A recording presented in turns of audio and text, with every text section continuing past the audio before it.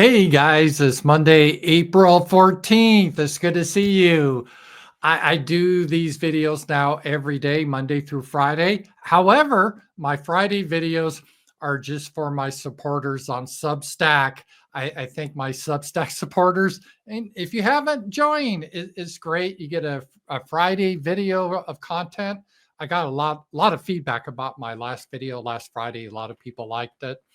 And every Tuesday night, we have a round table. And it's a way to support me. You know, it's about what you'd pay, maybe a cup of coffee, go to Starbucks or something a month. I really do appreciate that. And a reminder too, on Wednesday night, I have the Wednesday wrap up with Z-Man. It is a great show. We have a lot of fun. And I was just talking to Z-Man over the weekend, and we decided this week's show is going to be about Christianity in America, which should be a spicy topic. We will get into how a lot of Christian churches now push the LGBTQ agenda. We'll talk about Christian Zionism. It's going to be spicy. It's going to be spicy. You want to turn in for that. And Christianity or religion is, in a sense, a topic of this video today. I don't know if you guys saw, but in England, there was this elderly man that was partially deaf. And supposedly the people called the police on him because he supposedly said he couldn't hear the guy. And he said, "Hey, could you speak English? I can't understand you." And so the police show up. Whoa, what did you say? You have to say to this Pakistani that he needs to speak English? That's a hate crime. That's a hate crime. Really, this is where we are in the insanity of England, where if you ask someone to speak English, in this case, because it's an old man who couldn't hear, that's a hate crime. And I understand this guy. I understand that guy. I saw that with Donald Trump, and he got a lot of pushback. When he was first elected president in this term, he had a lot of international media, and this Indian woman jibber jabbered something in the Indian accent. I guess it was technically English, but we have a hard time understanding the English accent, the Indian accent. And he said, you're a sweet girl, and I'm sure you're precious, but I have no idea what he said. It's like when you call the Indian call center, no idea what they say. So I understand the frustration. But in England, if you're frustrated because you can't understand someone, you could go to jail for that. And how we got to this place, you have to understand that Europe historically has always been a very religious continent, very serious. They take their religion seriously. It used to be Catholicism, and you had the Protestant Reformation, and oh boy, they fought each other, killed each other over doctrinal disputes, and they had a whole bunch of heresy laws. Well, that's where we are now in England. These are heresy laws, and I know on the surface, it's like, whoa, no, wait, what are you talking about, Ramsey Paul? In England, they have freedom of religion. They believe in diversity. They're happy with all religions. Yeah, but that's not how it works, right? There is just one religion in England above all others, and it's wokeness. They don't believe in a God, but that doesn't mean it's not a religion. Like Buddhists don't believe in a God, but it's a religion.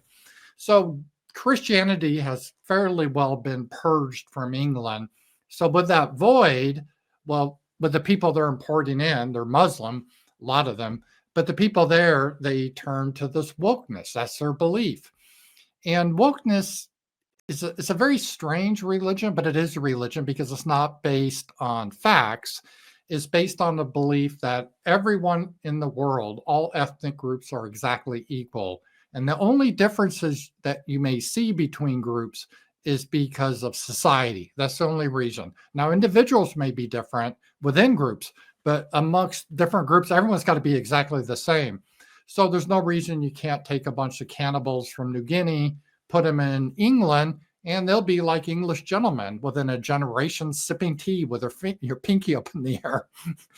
They really believe that. And that is central to their belief of, because otherwise it'd be racist, assuming there's differences among the races, even though there are. But we can't believe that. They have this total belief because it's they can't allow any objection to that belief. That's what drives them. So that's composes part of wokeness. And wokeness is more than just racial. It's like men and women, they're exactly the same too. You can't say men and women are anything different. And if a man puts on a dress and says he's a woman and he has a penis, he's still a woman. And if you disagree, you go to jail.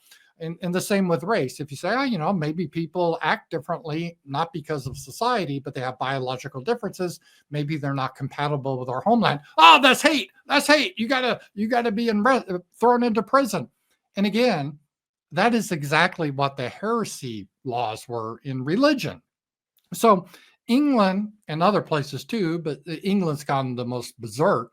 They have an official religion, wokeness, which is we got to eliminate whiteness, we got to eliminate Christianity, we got to promote LGBTQ, we got to promote the idea all races are exactly the same, and you can't criticize any.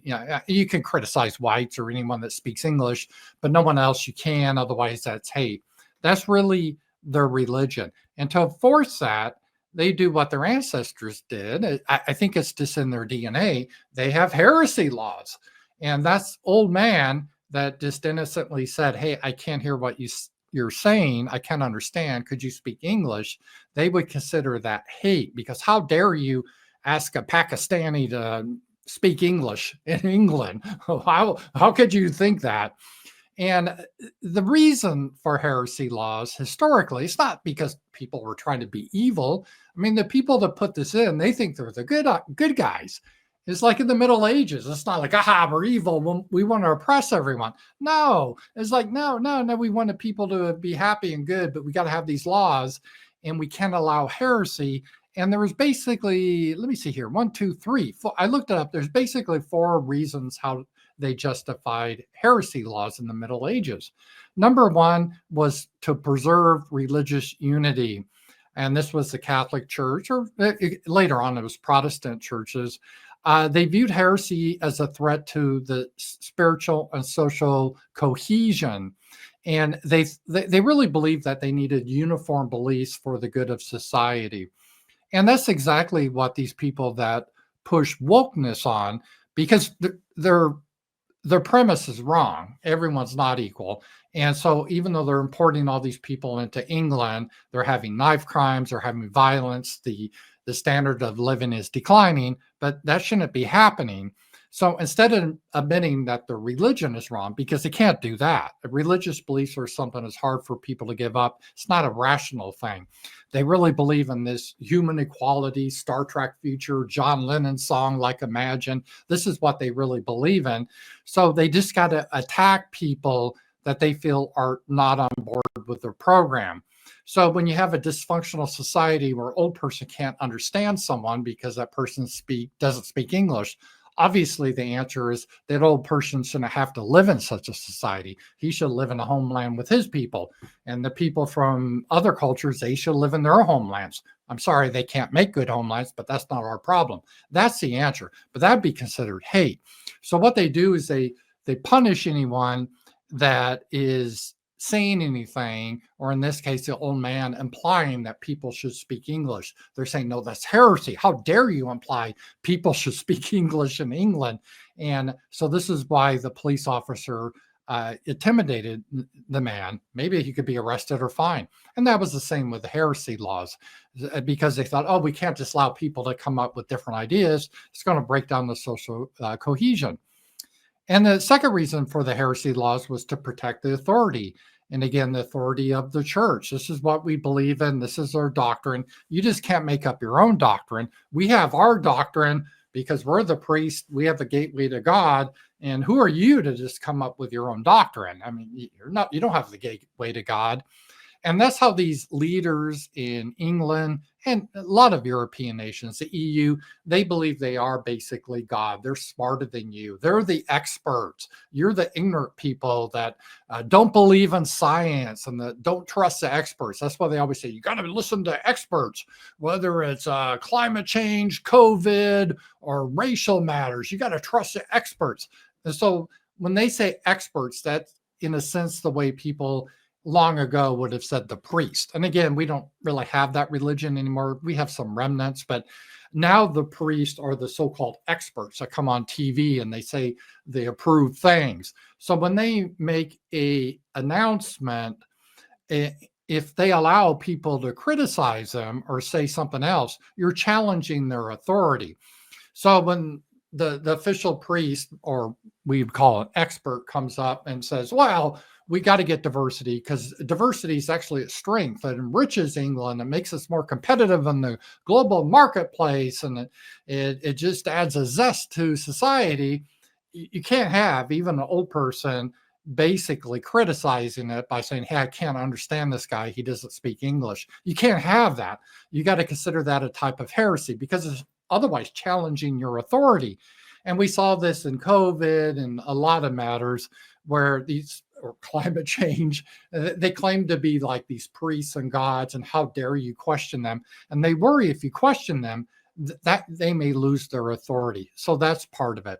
The fourth reason of heresy laws was to prevent social disorder. And authorities believe heretical ideas could incite rebellion or moral decay. And you see this in the wokeness. It's like, okay, we got to keep everyone together without everyone fighting. And if this old man says he can't understand this guy speaking because the guy doesn't speak good English, well, that could imply maybe that Pakistani guy should learn how to speak English better, and then he might get mad and go on a knife attack. So in order to try to smooth everything out, we just got to kiss butt and tell everyone, no, no, no, no, you can't say this sort of thing. It just ruins social disorder. You have to say diversity is a strength. We all bleed red. We're all the same. We're all just the human race. That's what you have to say. And we're all against fascism and fighting against white supremacy. That's what you have to say, and you can't veer from that. Otherwise, it's heresy. And the final reason they had heresy laws back in the Middle Ages was for the individual to save the soul. They cared about people. They didn't want your soul to go to hell after you died. And if you believed in heresy, well, you'd burn forever in hell. And you don't want someone to burn forever in hell, right? So you got to make them think right. You got to make them a good person. And heresy laws help people find the way to salvation and be a good person. Well, woke people still have that belief too. They think how they think their structure of beliefs, meaning all cultures and races are exactly the same. Men and women are exactly the same. And there's no difference between a man and a woman having a family than two homosexuals having sex in bed, or three homosexuals, or whatever. It's all the same, and we can't deviate from that. And if you disagree with that, you're basically a witch. And again, they don't call it witchcraft now like they did in the Middle Ages. They would say, oh, you're a racist, or you're a homophobic, or you're Islamophobic, or you're sexist, misogynist, incel, whatever. They all have these terms that mean witch. And witches, they need to be burned at the stake or punished. And that's what these people do.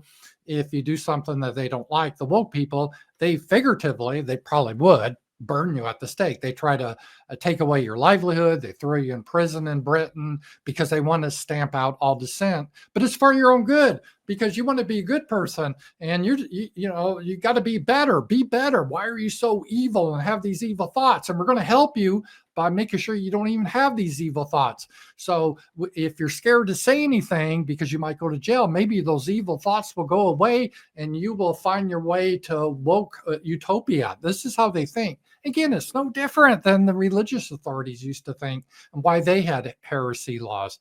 So while it seems surprising what they did in Britain, old man couldn't understand what some guy was saying, and he supposedly asked, why don't you speak English?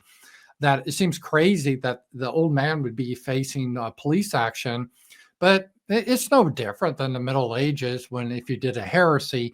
And this is what we have now in Britain. And I'm not picking on Britain. You have it in Canada, New Zealand, Australia now, and they're trying to get in the United States, these heresy laws. So I'm opposed to these heresy laws, but this is the reason for what we saw.